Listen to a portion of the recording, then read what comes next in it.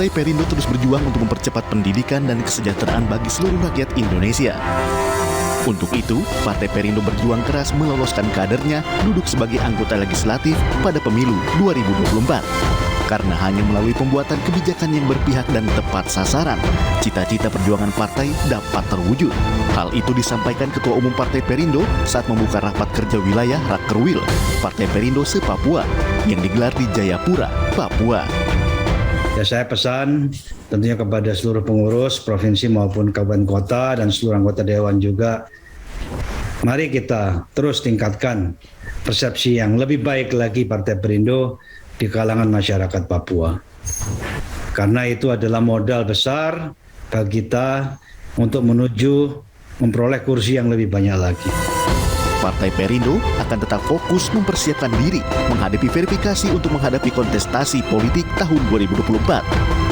Partai pimpinan Haritanu Sudibyo ini yakin bisa memenangkan suara rakyat. Kalau saat ini kita mendengar bahwa ada isu yang mengatakan bahwa kita pemilu akan mundur, mau pemilu besok kah, mau pemilu mundur kah, kita harus siap. Siap? Ya, kita harus siap. Dan saya minta kita semua, kabupaten kota, harus 100% untuk pembentukan di seluruh kabupaten kota. DPC-DPC-nya harus 100%. Partai Perindo mencanangkan diri menjadi partai besar pada tahun 2024. Artinya, tidak hanya di Papua saja, namun Partai Perindo berkomitmen untuk memperjuangkan kesejahteraan rakyat demi Indonesia maju dan berdaulat.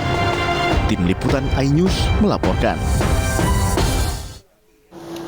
Adanya usulan pemilu 2024 diundur agar tidak mengganggu pertumbuhan ekonomi saat pandemi COVID-19 menuai pro kontra. Sejumlah pihak bahkan menyebut usulan tersebut untuk kepentingan segelintir pihak.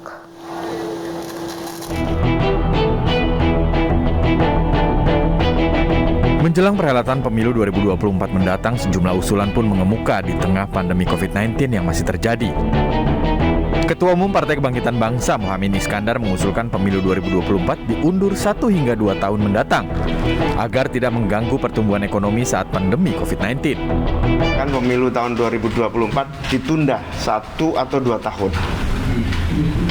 Ditunda 1 atau 2 tahun agar momentum perbaikan ekonomi ini tidak hilang dan kemudian tidak terjadi freeze untuk mengganti stagnasi selama 2 tahun masa pandemi itu.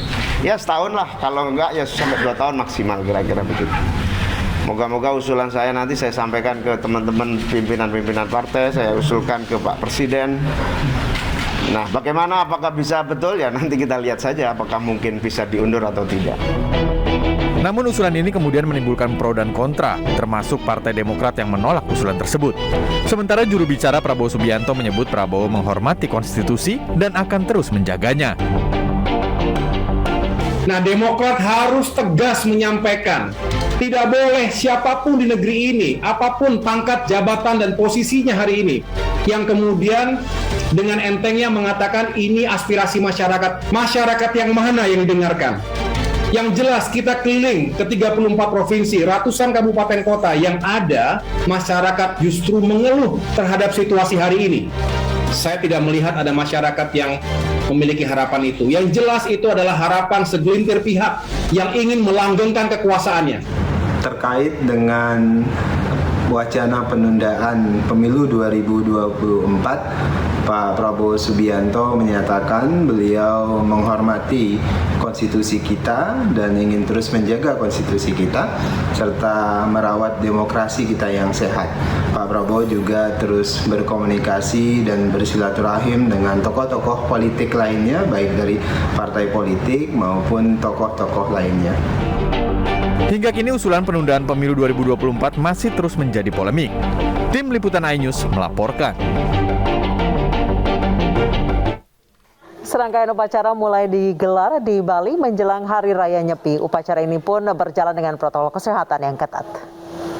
Satu hari jelang Nyepi, warga di Bali melaksanakan upacara Tawur Agung Kesanga. Upacara ini berlangsung dengan menerapkan protokol kesehatan. Warga yang hadir pun terbatas. Upacara Tawur Agung Kesanga bertujuan untuk menyelaraskan hubungan dengan 3 elemen, yakni manusia dengan Tuhan, manusia dengan manusia, dan manusia dengan alam semesta. Selain itu, Tawur Agung Kesanga ini juga bermakna menetralisir alam.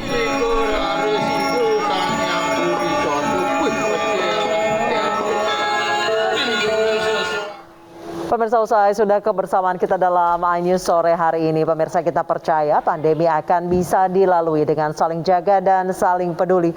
Mari kita jaga diri dan saling mengingatkan untuk selalu patuh protokol kesehatan. Bukan begitu, Abraham?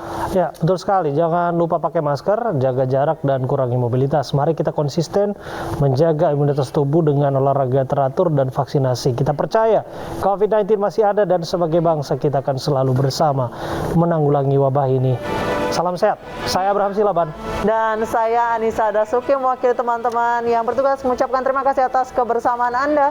Selamat sore, sampai jumpa. Sampai jumpa.